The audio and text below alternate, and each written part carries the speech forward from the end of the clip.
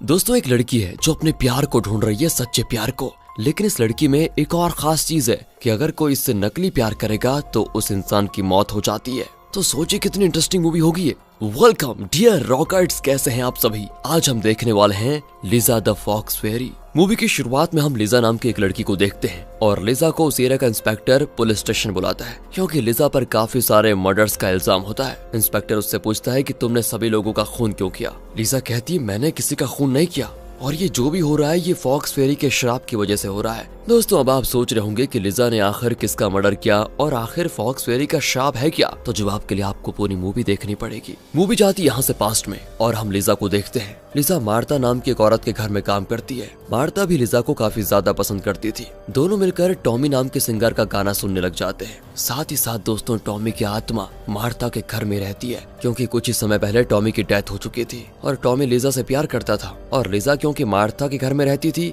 तो टॉमी भी लिजा के साथ उसी घर में रहने लग गया मरने के बाद, मतलब टॉमी की आत्मा। लेकिन दोस्तों टॉमी की आत्मा सिर्फ लिजा को ही दिखाई और सुनाई देती है। अब एक दिन की बात है कि मार्ता लिजा से कहती है तुम्हें एक अच्छा लड़का देखकर उससे शादी कर लेनी चाहिए क्योंकि तुम्हारी एज भी तो हो रही है बड़ी। ये सुनकर दोस्तों लिजा भी उसकी बात मानने को तैयार हो जाती है। जिसके बाद लिजा एक कपल रेस्टोरेंट में जाती है और एक अच्छे से लड़के को ढूंढने लगती है। लिजा के सामने एक आदमी आकर बैठ जाता है। लिजा उस आदमी को देखकर काफी खुश भी हो जाती है। सोचती है कि काश यही आदमी मुझसे शादी कर ले। इतने में दोस्तों उस आदमी की वाइफ वहाँ पर आ जाती है और उस आदमी की वाइफ को देखकर लिजा काफी दुखी हो जाती है कि मैं कहाँ से शादी करने की सोच रही थी, ये तो पहले से शादीशुदा है। दूसरी ओर दोस्तों टॉमी मार्ता को जान से मार डालता है क्योंकि मार्ता ने लिजा को शादी का सुझाव दिया था और टॉमी नहीं चाहता था कि लिजा किसी दूसरे आदमी से शादी करे। जब वो घर वापस आती है तो लिजा को घर में मार्ता के रिश्तेदार बैठे हुए दिखते हैं और वहाँ पता चलता है उसे कि मार्ता की मौत हो गई है। उसे सुनकर वो भी हैरान। लेकिन दोस्तों मार्ता के रिश्तेदार उसी पर इल्जाम लगाते हैं, मतलब लिजा पर, कि तुमने घर को पाने के लालच में इसको मार दिया है। ये सारी बातें सुनने के बाद लिजा उस घर को छोड़कर हमेशा के लिए जाने लगती है। तभी मार्ता का रिश्तेदार हेनरिक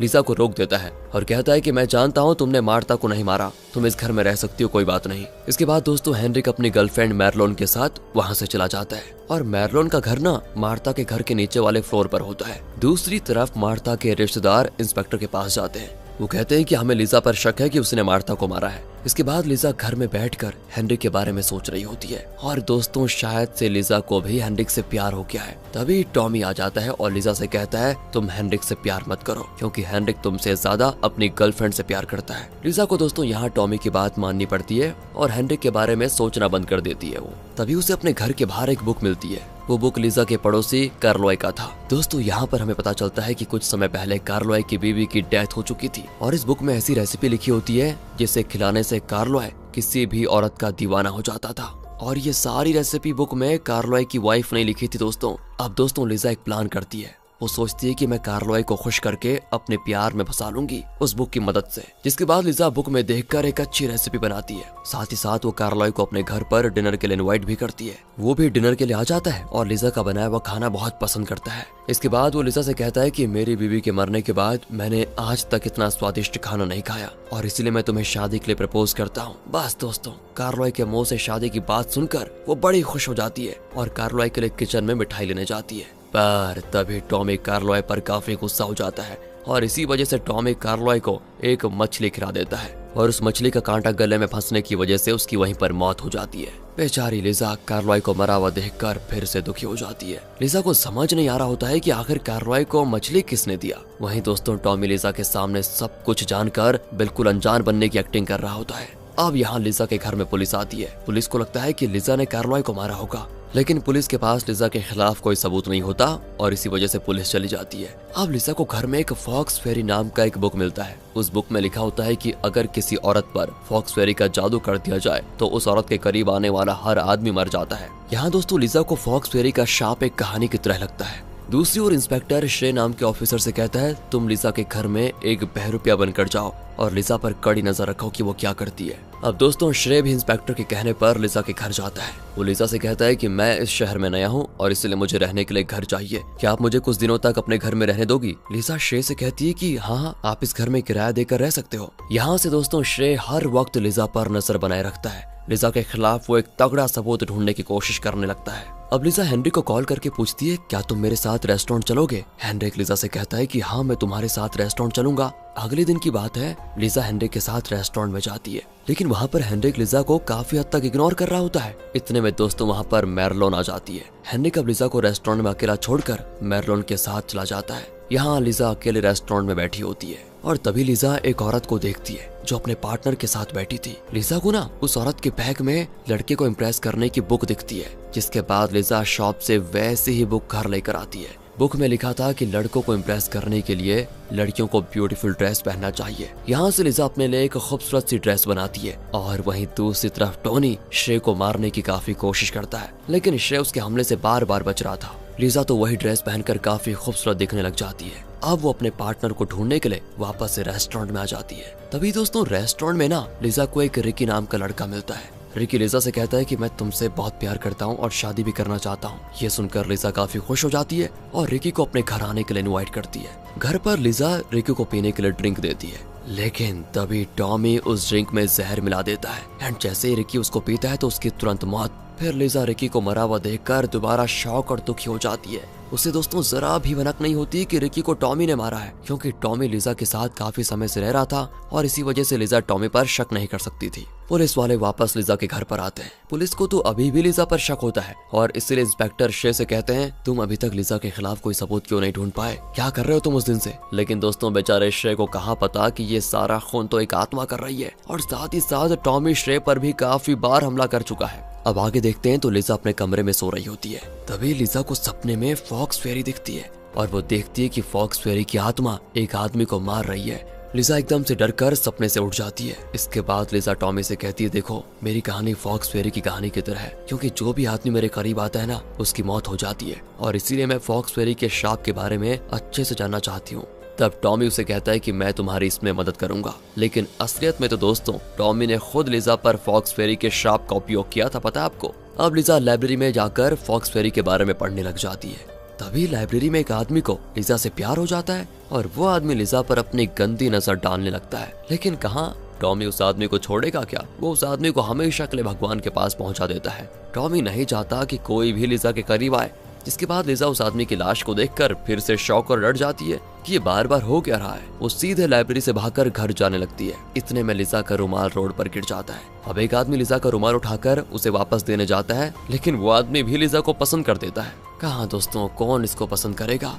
तभी टॉमी की नजर उस पर पड़ती है और टॉमी उस आदमी को भी जान से मार डालता है। अब आगे लिजा घर पहुंचती है तो लिजा को घर के बाहर एक आदमी दिखता है। वो आदमी भी लिजा को इम्प्रेस करने की कोशिश कर रहा था, लेकिन टॉमी उस आदमी को देखकर इतना गुस्सा हो जाता है कि उसे भी मार डालता है। लिजा तो अंदर से टूट जाती है कि शायद मैं किसी से प्यार ही नहीं कर पाऊंगी इस जन्म में तो, और ना ही कोई मुझसे, क्योंकि जो भी मेरे करीब आता है वो मर जाता है। लिजा अकेले बैठकर रो रही होती है कि क्या किस्मत लेकर आई मैं इस दुनिया में। इतने में दोस्तों वहाँ पर श्रेय आता है। अब श्रेय कहता है कि तुम चिंता मत करो, मैं जानता हूँ कि तुमने किसी को नहीं मारा। लिजा कहती है तुम मुझसे दूर रहो, ठीक है, क्योंकि मुझ पर फॉक्स फेरी का श्राप है और मैं नहीं चाहती कि किसी और का कत्ल हो यहाँ। श्रेय कहता है एक बात बताओ, तुमने फॉक्स फेरी के श्राप के बारे में कहाँ पढ़ा था? लिजा दोस्तों उसे फॉक्स फेरी की बुक दिखाती है, लेकिन उस बुक में एक पन्ना गायब होता है और उस पन्ने में ही फॉक्स फेरी के श्राप को तोड़ने के उपाय को लिखा था। घर में थोड़ा ढूंढने पर श्रेय को दोस्तों वो पन्ना मिल भी जाता है और उसमें लिखा होता है कि फॉक्स फेरी का श्राप तभी टूट सकता है जब लिजा को उसका सच्चा पार्टनर मिल जाएगा, और लिजा के पार्टनर के अंदर जरा सी भी बुराई नहीं होनी चाहिए। वो इंसान एक नेक दिल इंसान होना चाहिए।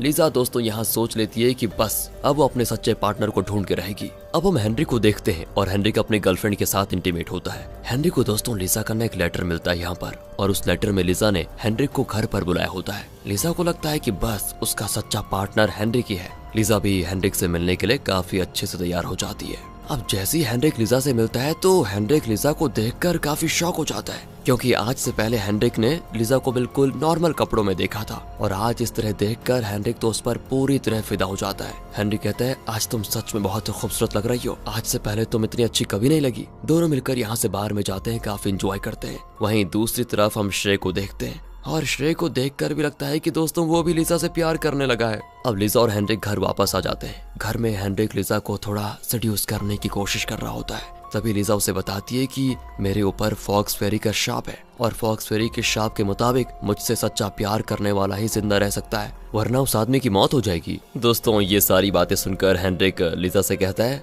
मैं देखो इन सब बातों पर विश्वास नहीं करता और मैं तुमसे सच्चा प्यार करता हूँ, और क्या चाहिए तुम्हें। यहाँ लीजा को भी लगता है कि हेनरिक उससे सच्ची में प्यार करता है और लीजा हेनरिक की बातों पर यकीन कर लेती है। अगले दिन टॉमी भाई साहब फिर से आ जाते हैं, जहाँ वो देखता है कि हेनरिक किसी और लड़की के साथ इंटीमेट हो रहा है। बस दोस्तों, इसी वजह से टॉमी हेनरिक पर हो जाता है गुस्सा, और जब हेनरिक लीजा से मिलने आता है ना, तो टॉमी उसको जान से मार डालता है। साथ ही साथ टॉमी शेरी को भी मारने की काफी कोशिश करता है, पर शेरी की किस्मत उसे हमेशा बचा लेती है। मूवी यहाँ से आती है प्रेजेंट में और हम पुलिस स्टेशन में लीजा को देखते हैं। इंस्पेक्टर लीजा से पूछता है, क्या तुमने हेनरिक को मारा है? लीजा कहती है, देखो मैंने किसी को नहीं मारा, मैं तो उल्टा हेनरिक से प्यार करती थी, मैं उसे क्यों मारूंगी। ये दोनों यहाँ पर बात कर ही रहे होते हैं, इतने में श्रे वहाँ पर आ जाता है। श्रे इंस्पेक्टर से कहता है कि सर आप लीजा को छोड़ दीजिए, क्योंकि लीजा ने किसी को नहीं मारा। इंस्पेक्टर भी छोड़ देता है। लीजा की तबीयत यहाँ से दोस्तों खराब हो जाती है। श्रे लीजा को बेड पर सुला देता है, उसे आराम करने के लिए छोड़ देता है। यहाँ लीजा अपने सपने में देखती है कि वो हेनरिक के साथ रेस्टोरेंट में बैठी थी। लीजा और हेनरिक एक दूसरे से प्यार की बातें कर रहे होते हैं। तभी एकदम से लीजा देखती है कि उसके सामने बिल्कुल अंधेरा आ गया, और जब लीजा हेनरिक के पास देखती है तो उसे हेनरिक की जगह पर टॉमी बैठा हुआ दिखता है। तब टॉमी लीजा से कहता है कि मैं तुमसे बहुत प्यार करता हूँ, इसलिए मैं तुम्हारे साथ इस घर में रह रहा हूँ और मैं चाहता हूँ कि तुम भी मुझसे प्यार करो, लेकिन तुम ऐसे तो मुझसे प्यार कर नहीं पाओगी, इसलिए मैं तुम्हें मार डालूंगा, जिसके बाद तुम हमेशा के लिए मेरी हो जाओगी। लीजा की तो ये सारी बातें सुनकर हालत खराब और वो जोरों से चिल्लाती है। तभी लीजा के चिल्लाने की आवाज को सुनकर श्रे भागते हुए उसके पास आता है। वो देखता है कि लीजा की हालत और खराब हो गई है। वो उसे उठाने की कोशिश करने लगता है, लेकिन टॉमी श्रे पर बड़ा सा झूमर गिरा देता है। श्रे को भी काफी चोटें आती है, लेकिन श्रे अब भी हिम्मत जुटाकर उठने की कोशिश करने लगता है। फिर दोस्तों सपने में टॉमी लीजा से पूछता है, क्या तुम मेरे साथ चलोगी? लीजा उसको बिल्कुल मना कर देती है और कहती है, तुम एक आत्मा हो, इसलिए तुम्हारा और मेरा मिलना कभी नहीं हो सकता। ये सुनने के बाद तो टॉमी लीजा पर काफी ज्यादा गुस्सा हो जाता है। वो लीजा को मारने की कोशिश करता है, लेकिन जब तक टॉमी लीजा को मारता उससे पहले श्रे लीजा को जगा देता है। लीजा किस तरह जान बच जाती है दोस्तों।